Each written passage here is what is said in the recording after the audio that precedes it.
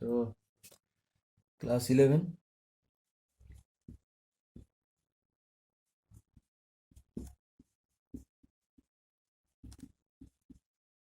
Chemistry প্রথম chapter থেকেই পড়াচ্ছি।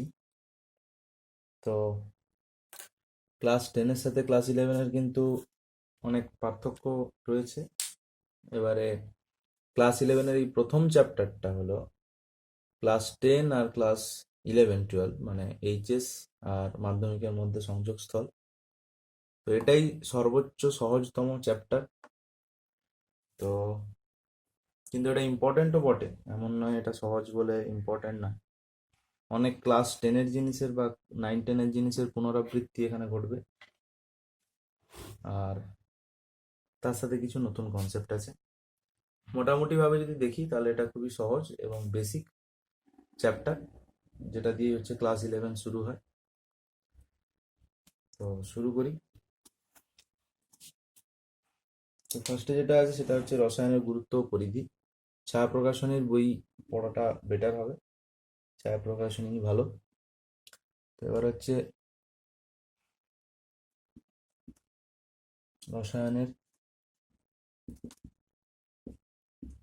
গুরুত্ব ও পরিধি।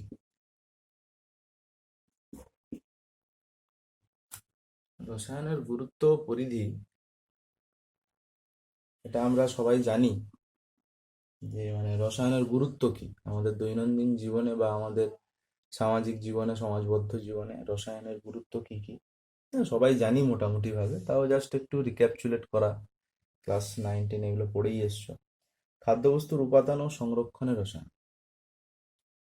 খাদ্যবস্তুর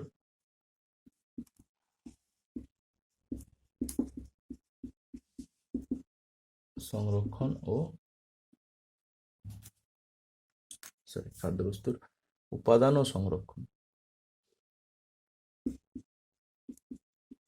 উপাদান ও সংরক্ষণে কিভাবে রসায়ন ব্যবহার হয় আমাদের খাদ্যবস্তুর উপাদান ও সংরক্ষণের জন্য। রাসায়নিক সার, তো সেটা রসায়নের দান। তারপরে তেল থেকে ঘি উৎপন্ন করা, ক্লাস 10-এ ছিল বনস্পতি ঘি। তেল থেকে বনস্পতি ঘি, এটা তৈরি করার জন্য আমরা কি করি? হাইড্রোজিনেশন করি। এখানেও রসায়নের ব্যবহার হচ্ছে। এই পদ্ধতি হাইড্রোজিনেশন পদ্ধতি, এটা তো কেমিস্ট্রি থেকেই বিলং করে, রসায়নেরই বিষয়। তারপরে আছে কীটপতঙ্গ, আগাছা, ক্ষতিকারক ছত্রাক জাতীয় পদার্থ থেকে ফসলকে রক্ষা করার জন্য যথাক্রমে ইনসেকটিসাইড, হার্বিসাইড, ফাঙ্গিসাইড ইত্যাদি রাসায়নিক পদার্থের ব্যবহার করা হয়। জ্যাম, জেলি, আচার, মাছ, মাংস ইত্যাদি খাদ্যদ্রব্যকে পচনের হাত থেকে রক্ষা করতে বিবিধ জৈব, সোডিয়াম বেনজয়েড ও অজৈব পদার্থ KNO3, NaCl ইত্যাদি সংরক্ষক রূপে ব্যবহৃত হয়। তো এগুলো ছিল অ্যাপ্লিকেশন কিসের? রসায়নের গুরুত্ব কোন বিষয়ের উপর? খাদ্যবস্তুর উপাদান ও সংরক্ষণে রসায়নের গুরুত্ব। তারপর দেখি দ্বিতীয় যেটা আছে, সেটা তো সব থেকে বেশি ইম্পর্টেন্ট, সেটা হচ্ছে চিকিৎসা বিজ্ঞান। চিকিৎসা বিজ্ঞান, ওষুধ সবটাই কেমিস্ট্রির দান, রসায়নের দান। তারপরে কি আছে? ভ্যাকসিন, করোনার ভ্যাকসিন আবিষ্কার করতে গেলে রসায়নের গুরুত্ব প্রচুর। তারপরে অ্যান্টিবায়োটিক, চেতনানাশক, চেতনানাশক, অ্যান্টিবায়োটিক, বিভিন্ন ওষুধ আছে, এর তো কোনো শেষই নেই। বিভিন্ন ওষুধ সবকিছুই তৈরি করতে গেলে ব্লিচিং পাউডার, ফিনাইল, যেগুলো হচ্ছে আমাদের ডিসইনফেক্টেন্ট নামে পরিচিত, যারা জীবাণু নাশক পদার্থ, ব্লিচিং, পারম্যাঙ্গানেট, পটাশিয়াম পারম্যাঙ্গানেট ইত্যাদি সবকিছুই হচ্ছে রসায়নের দান। তো তারপরে দেখি তারপরে আর কোন বিষয়ে রসায়নের গুরুত্ব আছে, সেটা হচ্ছে দৈনন্দিন জীবনে চাহিদা পূরণ। শুধু আমি লিখলাম দৈনন্দিন চাহিদা, ব্রাশ, কলগেট, যা কিছু আছে, সাবান, তেল। তারপরে এসিতে যে গ্যাস ব্যবহার হয়, ক্লোরোফ্লোরোকার্বন। তারপরে এলপিজি গ্যাস, যেটাতে রান্না হচ্ছে, ডিটারজেন্ট, লিপস্টিক, তারপরে ফেস পাউডার, পারফিউম, সেন্ট, সবকিছুই হচ্ছে আমাদের দৈনন্দিন চাহিদা যারা পূরণ করছে, সবটাই হচ্ছে রসায়নের দাম। এরপরে শিল্প।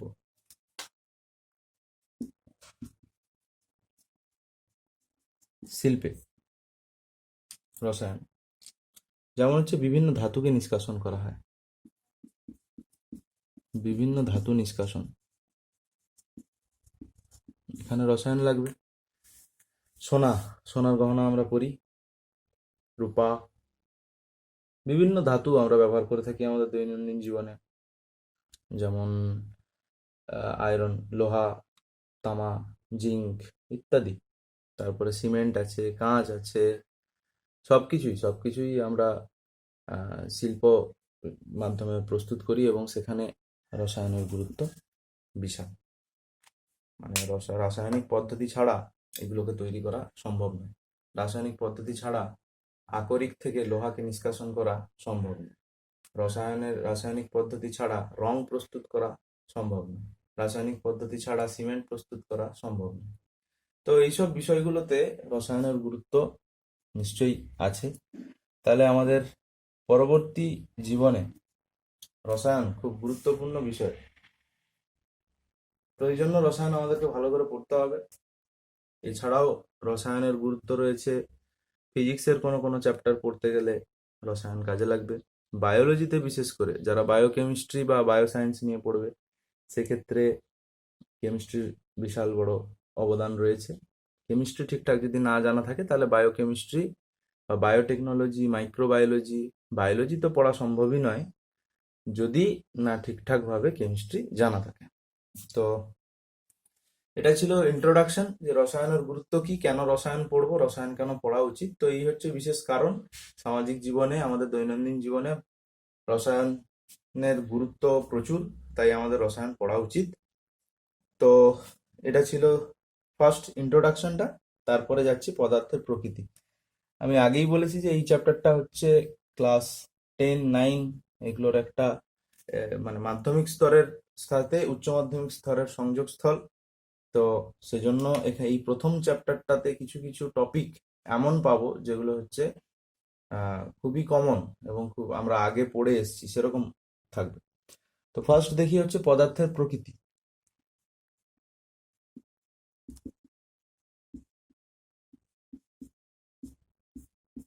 পদার্থের প্রকৃতি 3 ভাগে ভাগ করা যায় পদার্থকে। যেমন হচ্ছে কঠিন, তরল, গ্যাস, সবাই জানি, ক্লাস 10এই ছিল বোধহয়। কঠিন, তরল, গ্যাস, এই তিনটা হচ্ছে শ্রেণীবিভাগ পদার্থের। 3 রকম পদার্থ পাওয়া যায়, এবং ক্লাস 10-এর বইটা থেকে বা 11-এর ছায়া প্রকাশনী তো একটু রিভাইজ করা আছে, একটা ছক দেয়া আছে, যেই ছকটাতে এই ছকটাতে পুরোপুরিভাবে এই ছকটাতে পুরোপুরিভাবে দেয়া আছে কঠিন, তরল আর গ্যাসের মধ্যে কম্প্যারিজনটা, তাদের বৈশিষ্ট্যগুলিকে লিস্ট করা আছে একটা ছকের মধ্যে খুব ভালোভাবে। তো একবার পড়ে নিলেই আশা করি এটা ক্লাস 10-এর জিনিসটা রিভাইজ হয়ে যাবে, তো তাতে আর অসুবিধা হবে না। তো পদার্থের প্রকৃতিতে কঠিন, তরল, গ্যাস এদের সম্বন্ধে একবার ছায়া প্রকাশনী থেকে পড়ে নিলেই ক্লাস 10-এর জিনিসটা পুরোটা রিভাইজ হয়ে যাবে। তো এরপরে যাচ্ছি পদার্থের শ্রেণী বিভাগে, যেটা কিনা কঠিন, তরল, গ্যাস নয়, যেখানে কিনা আমরা মিশ্রণ পড়বো, মিশ্রণ সম্বন্ধে পড়বো, মিশ্রণ আর বিশুদ্ধ পদার্থ সম্বন্ধে। আগে যেটা পড়লাম কঠিন, তরল আর গ্যাস, সেটা হচ্ছে পদার্থের অবস্থা। পদার্থ 3টা অবস্থাতে থাকতে পারে। এখন দেখবো পদার্থের শ্রেণীবিভাগ। এক হচ্ছে মিশ্র পদার্থ,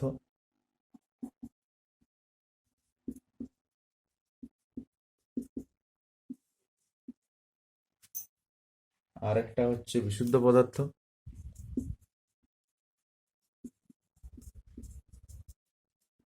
আর যারা আমার ভিডিও দেখছে তারা হচ্ছে অপদার্থ। তো পদার্থ হচ্ছে দু প্রকার হয়, একটা হচ্ছে মিশ্র পদার্থ, একটা হচ্ছে বিশুদ্ধ পদার্থ। মিশ্র পদার্থের আবার দুটি ভাগ হয়, একটি হচ্ছে সমসত্ব মিশ্রণ আর একটা হচ্ছে অসমসত্ব মিশ্রণ। একটা হচ্ছে সমসত্ব, একটা হচ্ছে অসমসত্ব মিশ্রণ। বিশুদ্ধ পদার্থের আবার দুটো ভাগ হয়, একটা হচ্ছে মৌলিক, একটা হচ্ছে যৌগিক। মৌলিক আর হচ্ছে যৌগিক পদার্থ। ওকে, তো দেখি এক একটা করে উদাহরণ দেখব, দেখা যাক কি আছে। তো প্রথমে মিশ্র পদার্থগুলো সম্বন্ধে একটু দেখে নিই।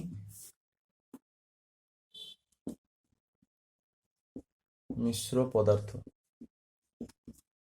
তার মধ্যে রয়েছে সমসত্ব। তো সমসত্ব কারা? আচ্ছা, আমি এগুলোর সংজ্ঞা টঙ্গা কিছু লিখছি না, কারণ সংজ্ঞা টঙ্গা অতটা আসে না, যেহেতু এগুলো টেনের জিনিস, জাস্ট রিভাইজ করছি। তো তাই সংজ্ঞাগুলো লেখার প্রয়োজন নেই আর মুখস্থ করারও দরকার নেই, শুধু জেনে রাখলেই হবে। সমসত্ব মিশ্রণ হচ্ছে যে বিভিন্ন অংশের গঠন ও ধর্ম একই হয়। ধরো তুমি একটা গ্লাসে, ধরো আমি যদি তোমাদের বাড়িতে যাই, তখন গরমকাল, গ্লুকন-ডির জল দিতে হবে। তো এখানে জল ছিল, তার মধ্যে গ্লুকোজ তুমি যোগ করেছো জলের মধ্যে, তাহলে এখানে একটা দ্রবণ উৎপন্ন হবে, দ্রবণ তৈরি হলো। সেই দ্রবণে কে কে থাকছে? জল এবং তার মধ্যে গ্লুকোজ আছে। তাহলে এই যে দ্রবণটা, এই দ্রবণটা কার কার মিশ্রণ? এটা হচ্ছে জল এবং গ্লুকোজের মিশ্রণ। তো এটাকে বলবো আমরা সমসত্ব মিশ্রণ। কেন? তার কারণ গ্লুকোজটা যদি ঠিকঠাক ভাবে গুলে যায় জলের মধ্যে, তাহলে প্রথম ড্রপ বা প্রথম দিকের যে শরবতটা বা প্রথম দিকের যে গ্লুকোজ জলটা, তার যে মিষ্টতা, শেষের দিকের জলটাও একই মিষ্টতা থাকবে, যদি সমানভাবে মিশে যায়, পুরোপুরিভাবে গুলে যায় গ্লুকোজটা। এমন নয় যদি না গুলে তাহলে শেষের দিকটা বেশি মিষ্টি লাগবে। কিন্তু আমি ধরলাম যে গ্লুকোজটা পুরোপুরিভাবে জলের সাথে মিশে গেছে, তাহলে জলের যে মিষ্টতা, জলের যে স্বাদ, সেটা প্রথম দিকেও, প্রথম চুমুকে যেই মিষ্টতা থাকবে, শেষ চুমুকেও নিশ্চয়ই সেই মিষ্টতা থাকবে। তাহলে এই যে মিশ্রণটা, তার বিভিন্ন অংশে, এই মিশ্রণটার বিভিন্ন অংশে যদি আমরা প্রথম দিকের অংশ দেখি, শেষ দিকের অংশ দেখি, এখানের অংশ দেখি, এখানের অংশ দেখি, তাহলে এই মিশ্রণটার, অর্থাৎ দ্রবণটাই হচ্ছে এখানে সমসত্ব মিশ্রণ। তো এই মিশ্রণ বা দ্রবণের বিভিন্ন অংশের গঠন ও ধর্ম যদি একই হয়, তাহলে তাকে আমরা সমসত্ব বলি, সমসত্ব মিশ্রণ বলি। ক্লাস 9-এ আশা করি এটা ছিল। তাহলে কি হবে? এর গঠন এবং ধর্ম সমান বিভিন্ন অংশে, তাহলে একে আমরা সমসত্ব মিশ্রণ বলতে পারি। সমসত্বের পর এবার আসছে অসমসত্ব। দেখি অসমসত্ব কি।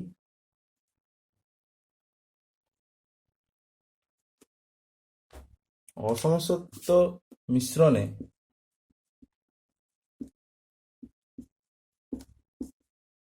আমরা কি করব?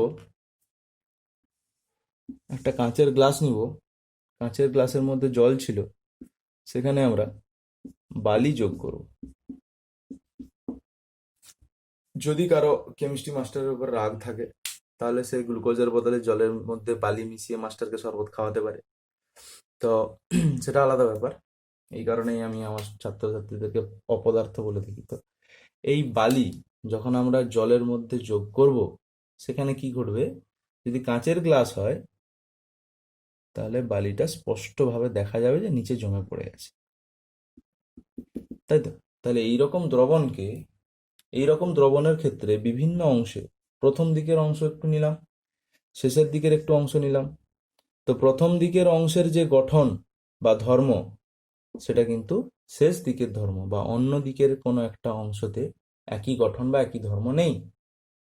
তাহলে এটাকে আমরা কি বলবো? অসমসত্ব মিশ্রণ। তাহলে কোনো মিশ্রণের বিভিন্ন অংশে ধর্ম ও গঠন যদি ভিন্ন হয়, তখন তাকে আমরা অসমসত্ব মিশ্রণ বলে থাকি। এবার এটা বুঝতে হবে এখানে যে কেন ভিন্ন। তার কারণ এখানে বালি নেই, বালি তো নিচে থিতিয়ে পড়বে কিছুক্ষণ পরে। তো বালিটা সবাই নিচে আছে, সব বালি নিচে আছে, আর এখানে কোনো বালি নেই। তাহলে এই অংশের যে গঠন, এই অংশের গঠন কিন্তু একই নয়। বালিটা তো আর গ্লুকোজের মতো জলের মধ্যে গুলে যায়নি। তো এটাই হচ্ছে অসমসত্ব মিশ্রণ। অসমসত্ব মিশ্রণের ক্ষেত্রে আমরা একটা লেয়ার দেখতে পাবো, বা দ্রাবকের মধ্যে গুলে যায় না, যার ফলে আমরা দ্রাব আর দ্রাবকের মধ্যে একটা স্তর লক্ষ্য করতে পারি।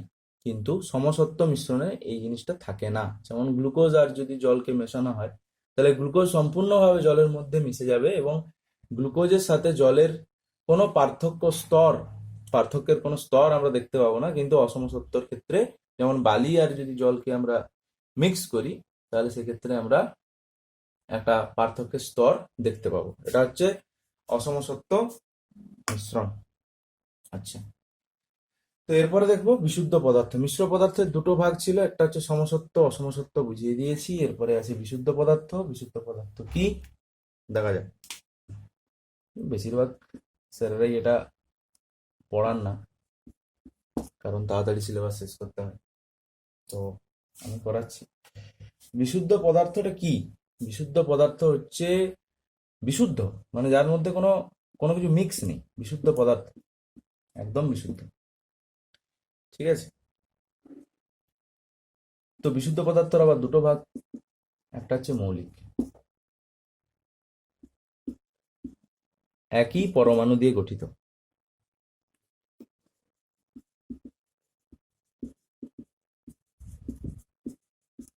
যদি একই পরমাণু দ্বারা গঠিত হয়, তখন তাকে কি বলবো? মৌলিক পদার্থ। একই পরমাণু দ্বারা গঠিত, যেমন আয়রন, এফি, এটা তো একই পরমাণু দ্বারা গঠিত, তাহলে এটা হচ্ছে মৌলিক বিশুদ্ধ পদার্থ। আবার ধরো হাইড্রোজেন, H2, এখানে শুধু হাইড্রোজেন পরমাণুই উপস্থিত, তাহলে এটাও হচ্ছে মৌলিক বিশুদ্ধ পদার্থ। এবার আছে N2, এখানে শুধু নাইট্রোজেন পরমাণুই উপস্থিত, তো এটাও বিশুদ্ধ পদার্থ।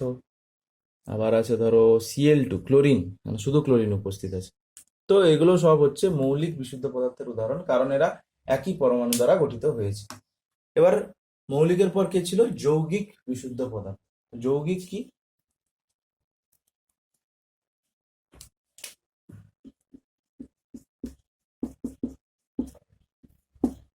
যৌগিক বিশুদ্ধ পদার্থ কি? ভিন্ন পরমাণু দ্বারা গঠিত।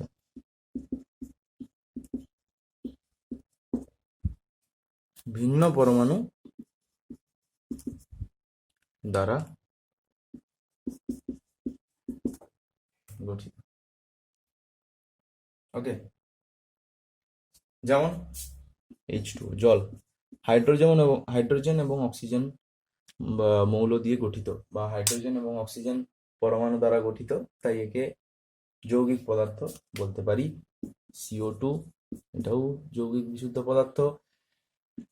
তারপরে আছে H2SO4, এটাও হবে। আরো কি কি হবে? সালফার ডাইঅক্সাইড গ্যাস হবে, ইত্যাদি এটসেট্রা। গ্লুকোজ হবে। সবাই বিশুদ্ধ পদার্থ, কিন্তু যৌগিক বিশুদ্ধ পদার্থ, কারণ তারা ভিন্ন পরমাণু দ্বারা গঠিত হয়েছে। আচ্ছা, তো এরপরে যেটা পড়বো সেটা পরের ভিডিওতেই পড়বো, কারণ ভিডিও যদি খুব লেন্দি হয়ে যায়, সেক্ষেত্রে ভিডিওটা ইউটিউবে আপলোড করতে একটু সমস্যা হয়। তো সেই জন্য 15 মিনিট 20 মিনিটের ছোট ছোট সেকশনে চ্যাপ্টারটা কমপ্লিট করা হবে। তো এটা ছিল হচ্ছে চ্যাপ্টারের প্রথম দিকটা, যেখানে আমি আলোচনা করলাম হচ্ছে দৈনন্দিন জীবনে বা আমাদের সমাজবদ্ধ জীবনে মানুষের জীবনের উপর রসায়নের প্রভাব কি কি আছে, এবং পদার্থর যে অবস্থা, তিনটে অবস্থা, কঠিন, তরল, গ্যাস, যা আমরা আগেই পড়ে এসেছি সেটা। আর তৃতীয়ত আমরা পড়েছি যেটা, সেটা হচ্ছে পদার্থের শ্রেণীবিভাগ, মিশ্র পদার্থ, বিশুদ্ধ পদার্থ। মিশ্র পদার্থের মধ্যে সমসত্ব অসমসত্ব মিশ্রণ পড়েছি। বিশুদ্ধ পদার্থের মধ্যে পড়েছি মৌলিক পদার্থ আর হচ্ছে যৌগিক পদার্থ। তো এটা শেষ হলে নেক্সট ভিডিওতে আমি ভৌত রাশি সমূহ পড়াবো।